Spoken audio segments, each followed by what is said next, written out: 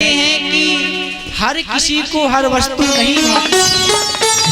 जिस प्रकार भूखे व्यक्ति को भोजन से प्रेम होता है, उसे भोजन भाता है, उसी प्रकार भक्तों को और संतों को भगवान की कथा भाती है, भगवान की कथा प्रिय होती है।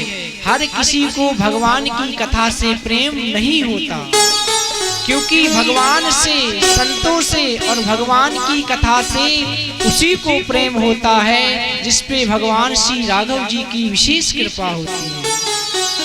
गोस्वामी जी ने स्पष्ट वर्णन किया मानस जी में कि मनुष्यों के कल्याण के लिए इस ग्रंथ को महादेव जी के माध्यम से मैं लिपिबद्ध कर रहा हूँ, और इसे जो भी पढ़ेगा, इस कथा को सुनेगा, उसके जीवन में आनंद आएगा।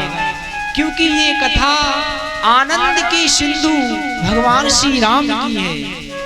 भगवान राम जी आनंद के सागर हैं, और जो आनंद का सागर होता है उसकी कथा ही आनंद का स्वरूप है। और स्वामी जी ने वर्णन किया कि मुनियों के मन को ये भाती है। श्री रामचरित मानस मुनि भावन, मुनियों के मन को भाती है। ये नहीं लिखा कि जो मुनि नहीं है, जो असंत हैं, जो असज्जन हैं, उनके मन को भाती है। और वर्णन करते हैं शंभु प्रसाद सुमति ही अहुलसी, रामचरित मानस कवि तुलसी। कहते हैं कि इस कवि तुलसी ने मात्र इसे लिपिबद्ध किया है, और इसे प्रदान करने वाले तो महादेव हैं, और ये वास्तविकता है। संतों के मुखारविंद से सुना है कि जब श्री गोस्वामी जी ने मानस जी की रचना की तो काशी के बड़े बड़े विद्वान इसको नहीं मान रहे थे, कह रहे थे कि गोस्वामी जी की एक कल्पना है। प्रमाणित करने के लिए विश्वनाथ जी के मंदिर में इस पावन ग्रंथ को रखा गया, और ये प्रमाणित यदि स्वयं महादेव जी इसे करें तभी ये पूर्ण रूप से शास्त्रों में, इतिहासों में सम्मिलित की जाएगी। कहते हैं विश्वनाथ जी के उस मंदिर में सभी पुस्तक, सभी ग्रंथ मानस जी के ऊपर रख दिए गए, और प्रातः काल कपाट खोलने पे सभी ने देखा कि मानस जी पे स्वयं महादेव जी ने अपने हस्ताक्षर किए। सत्यम शिवम सुंदरम, कहते हैं भोलेनाथ ने प्रमाणित किया है कि ये ग्रंथ परम पावन और पवित्र है, किसी मनुष्य की कल्पना नहीं है, ये तो मेरे महादेव जी की इच्छा और उनके मन और हृदय का भाव है। संत कहते हैं जो भोलेनाथ के माध्यम से हमें कुछ प्राप्त होता है वह कल्याण कारक है। महादेव जी की कृपा से जीवन में कभी दरिद्रता नहीं आती, जीवन में रोगों का प्रवेश नहीं आता, उसका मूल यही ग्रंथ है। संत श्री गोस्वामी जी ने आगे बहुत सुंदर बात कही, और कहते हैं कि राम जी की जो महिमा है, अब मैं आपको उसकी महिमा के विषय में बताता हूँ कि इस ग्रंथ की महिमा कितनी है। महिमा का तात्पर्य इस ग्रंथ को सुनने से मनुष्य को क्या क्या प्राप्त होता है। कहते हैं एक साधारण मनुष्य की कामना होती है मात्र उसका परिवार सुखी रहे, उसके पास पर्याप्त धन रहे, और जीवन यापन करने के लिए कोई अच्छा कार्य हो। कहते हैं ये तो एक साधारण मनुष्य की सोच है, किंतु कुछ मध्यम श्रेणी के होते हैं, वह समाज के विषय में भी सोचते हैं, वह अपने निवास स्थान पे विचरण करने वाले जीव जंतुओं के विषय में भी सोचते हैं। और कुछ होते हैं जो उच्च श्रेणी के हैं, उन्हें मात्र सभी को अपने सगे संबंधियों के समान मानते हैं। कहते हैं वसुदेव कुटुंबकम, ये संपूर्ण वसुधा ही उनका परिवार होता है, और उन्हीं के हृदय में ये भाव होता है सर्वे भवन्तु सुखिना सर्वे सन्तु निरामया सर्वे भद्राणि पश्यन्तु मां कश्चित् दुःख भाग् भवेत्। ऐसे संत महात्माओं को भगवान की कथा बहुत प्रिय लगती है। और एक विषय और वर्णन किया कि संत कोई स्वरूप से नहीं होता, संत तो स्वभाव से होता है। स्वरूप का अपना महत्व है। स्वरूप के साथ साथ जिसका स्वभाव भी संत का है वह परम पूजनीय है, आदरणीय है। और वास्तव में जिसका स्वभाव ही संत का है वह चाहे किसी भी स्वरूप में रहे वह सदैव पूजनीय, सम्माननीय है। और संतों के स्वभाव में वर्णन किया है श्री गोस्वामी जी ने कि जो संत होता है वह सदैव अन्य जीवों के कल्याण की ही कामना करता है। वृक्ष कबहु नहीं फल भके, नदी न संचे नीर, परमार्थ के कारणे साधु नरो शरीर। कहते हैं कि जिस प्रकार से कभी वृक्ष अपने फल को स्वयं नहीं खाता, नदी कभी अपने जल का सिंचन नहीं करती, उसी प्रकार जो संत महात्मा हैं, जो परम ज्ञानी जन हैं, वह अपने लिए कभी कुछ नहीं करते। सदैव समाज का कल्याण हो, हमारे सनातन धर्म का हित हो, विश्व का कल्याण हो, इस कामना से अपने जीवन को व्यतीत करते हैं। ऐसे परम संत महात्माओं के श्री चरणों में दास बारंबार प्रणाम करता है।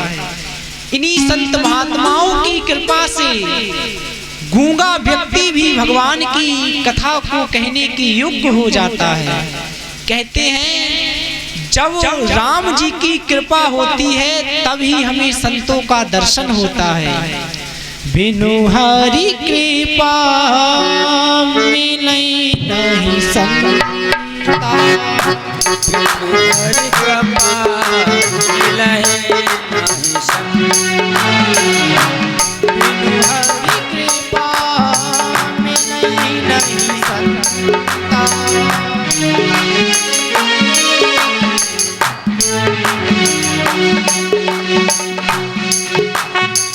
बिना हरि की कृपा से संत नहीं मिलते। यदि हमें संतों का कभी दर्शन होता है तो उसमें राम जी की विशेष कृपा होती है। और बिना हरि की कृपा के कथा अमृत भी नहीं मिलता। कहते हैं कथा अमृत और संतों का दर्शन ये राम जी की कृपा से प्राप्त होता है। हर स्थान पे भगवान का निवास होता है और अन्यत्र हर स्थान पे कभी ना कभी भगवान की कथा होती है। किंतु उस कथा को सुनने के लिए, उस कथा का लाभ प्राप्त करने के लिए वही जीव आता है कथा स्थल पे जिस पे भगवान की विशेष कृपा होती है। हर कोई भगवान के कथा स्थल तक, भगवान के मंदिर तक, भगवान के धाम तक नहीं पहुंचता। राघव जी उसी को बुलाते हैं जिस पे उनकी विशेष कृपा होती है। संत श्री गोस्वामी जी महाराज ने कथा की महिमा को गाया।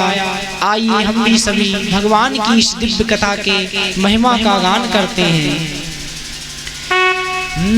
इसी श्रवण कर मिट जाती है, कथा श्रवण कर मिट जाती, 100 जन्म जन्म की व्यथा, जय जय जय जय राम कथा, जय जय राम कथा, जय जय राम कथा।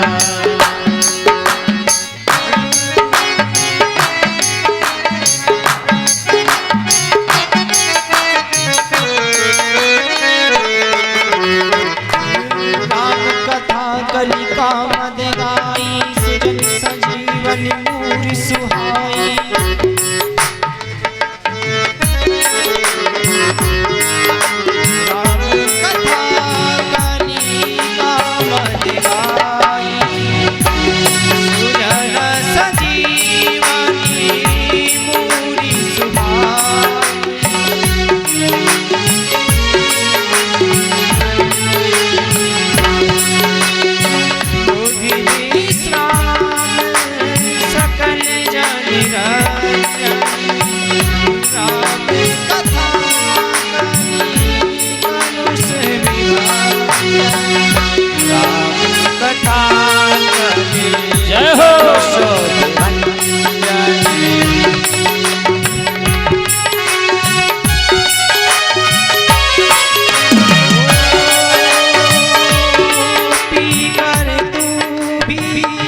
अमर हो जाए।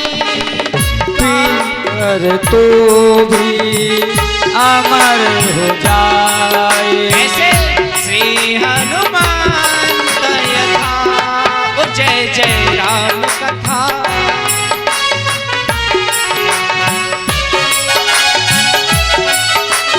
कथा श्रवण कर सौ जन्म जन्म की व्यथा।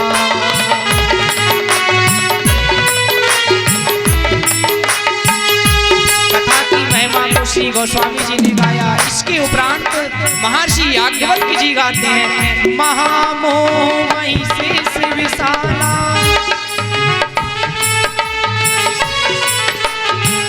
राम कथा कालिका कराना। राम कथा कालिका कराना। राम कथा शशि किरण समाना।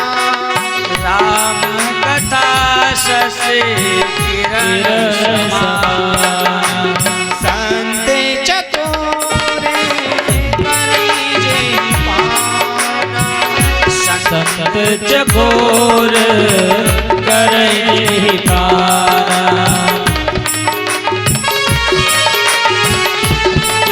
भगवान श्री महादेव जी माता भवानी को कथा की महिमा सुनाते हुए कहते हैं कि हे देवी, राम कथा सुंदर करतारी। राम कथा सुंदर करतारी। संशय बिहागे उड़ावन हारी। संशय विहग उड़ावन हारी। राम कथा कली पिटप कुठारी। राम कथा कले पिटप कुठारी।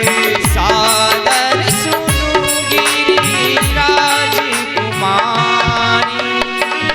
सादर सुनोगे राजकुमारी।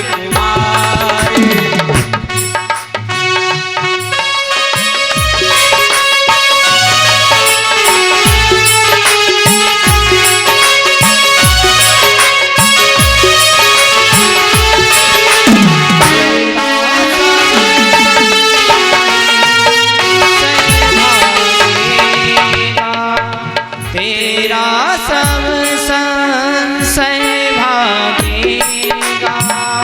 तेरा सब संशय भागेगा। ऐसे माँ पार्वती कर जथा ओ जय जय राम कथा। ओ जय श्री राम कथा।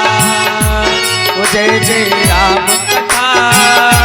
ओ जय श्री राम कथा।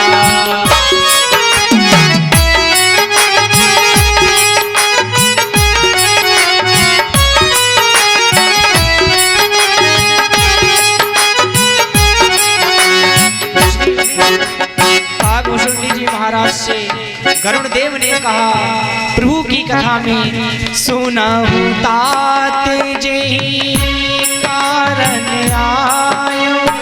सुनहु तात जे कारण आयो। सब भयाउ दर्श तब पायो। सो सब भयउ दर्श तब पायो। देखी परम पावन तब आश्रम। देखी परम पावन तब आश्रम।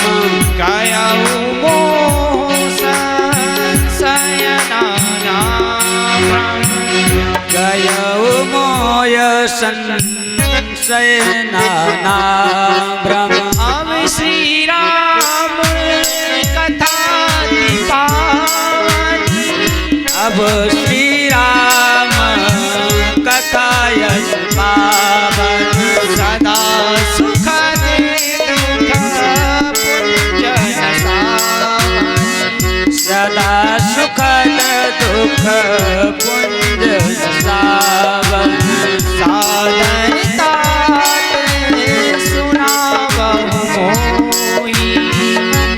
आदर तात सुना बहु मोए।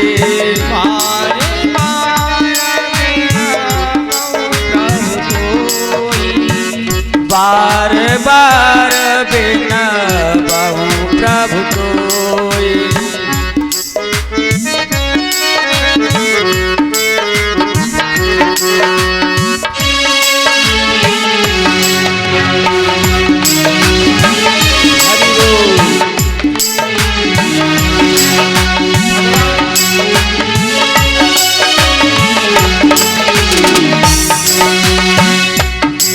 जब भगवान श्री रघुनाथ जी को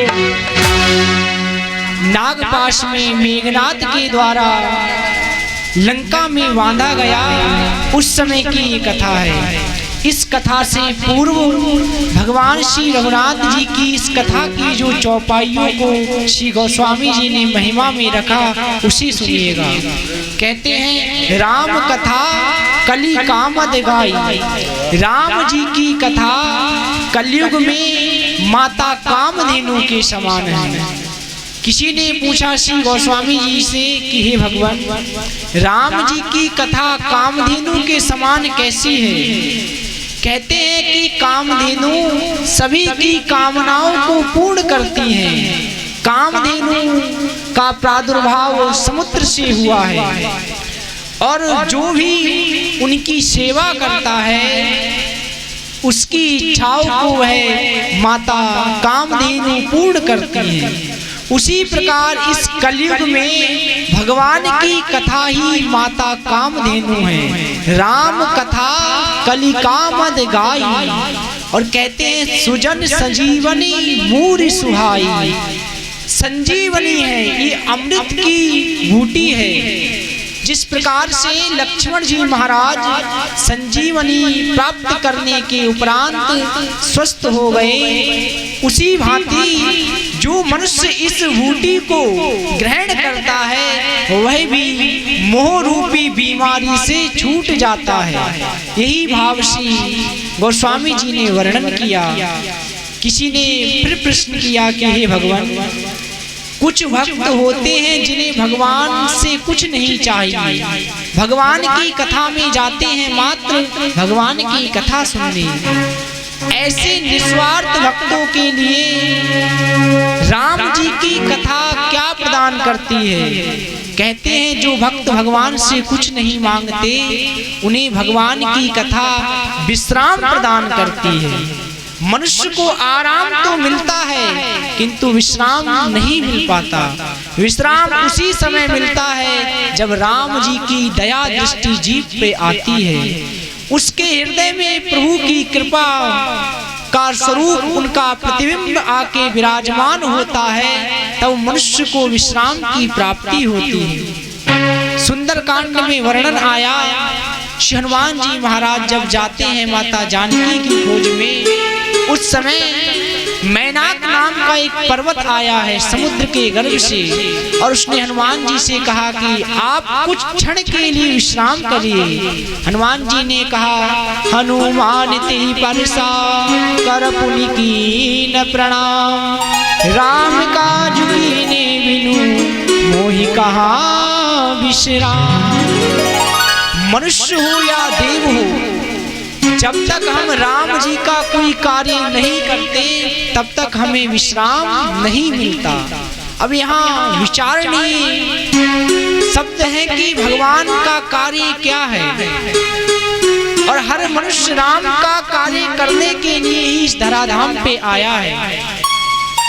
पर्वत से कहा कि मैं राम जी का कार्य संपूर्ण करूंगा, उसके उपरांत विश्राम पाऊंगा। किंतु लंका नगरी में पहुंचे हैं हनुमान जी महाराज, तो उनकी भेंट हुई है विभीषण जी से, और विभीषण जी महाराज से मिलने के उपरांत हनुमान जी के विषय में लिखा श्री गोस्वामी जी ने, पावा अनिर्वाच विश्रामा, तत्काल अनिर्वाच्य विश्राम प्राप्त हुआ है। कहते हैं कि हर एक मनुष्य का यही कार्य है कि वह राम जी की भक्ति करे। कोई व्यक्ति यदि भगवान की भक्ति से दूर है तो उसे भगवान की शरण में लेके आए, उसे राम जी के चरणों से जोड़ दे, यही राम का कार्य है। हनुमान जी महाराज लंका नगरी में माता जानकी की खोज के लिए विशेष रूप से नहीं गए, बल्कि विभीषण जी महाराज को राम जी की शरण में लाने के लिए गए, यही राम का कार्य है। और आज तक श्री हनुमान जी महाराज इस कलिकाल में विराजमान होके उस कार्य को कर रहे हैं। हर मनुष्य को भगवान राम जी का यही कार्य करना चाहिए।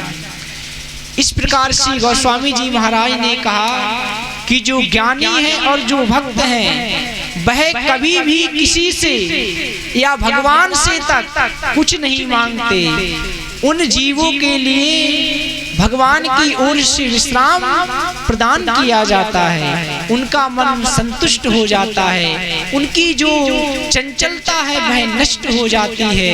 यही भगवान की कृपा है, यही मनुष्य का विश्राम है। ये जो कथा की महिमा है इसी श्री गोस्वामी जी ने गाया। इसके उपरांत एक स्थान है तीर्थराज प्रयाग, उसी स्थान पे महर्षि याज्ञवल्क्य जी ने भगवान की कथा की महिमा को गाया है। कहते हैं कि जब मकर संक्रांति आती है माघ में, उस समय तीर्थराज प्रयाग में दूर दूर से संत आते हैं, वहाँ कल्पवास करते हैं, त्रिवेणी में स्नान करते हैं और भगवान का भजन करते हैं। एक बार ऐसा ही हुआ, सभी संत महात्मा आए, सभी अपने अपने दिव्य दिव्य स्थानों पे ठहरे हैं। उन्हीं महात्माओं में से एक महात्मा है जिनका नाम है महर्षि याज्ञवल्क्य जी, और उन महर्षि याज्ञवल्क्य जी की सेवा महर्षि भरद्वाज जी ने की है। और भरद्वाज जी से उन्होंने प्रश्न किया था कि राम जी कौन है। कहते हैं राम कवन प्रभु पूछो तो ही, और कहीं बुझाई कृपा निधि मोही। हे कृपा निधि राम जी कौन है। इस प्रश्न के उत्तर में राम जी की कथा प्रकट हुई, वही कथा श्री गोस्वामी जी ने गाई है। और उन्होंने कथा के महत्व का वर्णन किया और कहते हैं महामोह मही शेष विशाला, राम कथा कालिका कराला। भगवान श्री महादेव जी और भगवान श्री नारायण का जो स्वरूप है वह समान है। उसी स्वरूप में महर्षि याज्ञवल्क्य जी ने यहाँ कथा को प्रारंभ किया और महर्षि भरद्वाज जी से कहा कि हे मुनि, जिस प्रकार से महिषासुर नामक दैत्य का संहार करने के लिए माता दुर्गा को प्रकट होना पड़ा, उसी प्रकार इस कलयुग में जो हमारे शरीर में मोह, अज्ञान, अभिमान, अहंकार है, ये सब महिषासुर हैं। इन महिषासुर को नष्ट करने के लिए भगवान की कथा को प्रकट होना पड़ा। भगवान की कथा माता दुर्गा के समान है, माता काली के समान है। और जो हमारे शरीर में अहंकार है, जो अभिमान है, ये जो अवगुण है, ये सब दुष्ट हैं, ये सब महिषासुर के समान हैं और इन्हें भगवान की कथा ही नष्ट करती है। आगे महर्षि याज्ञवल्क्य जी कहते हैं राम कथा शशि किरण समाना।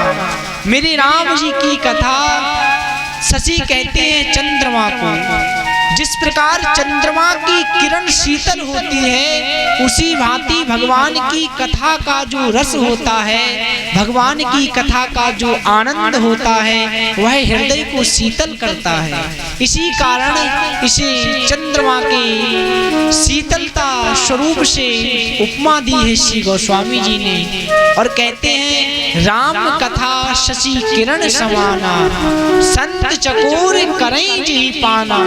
और संत जन भगवान की इस कथा का पान करते हैं, इस कथा को गाते हैं।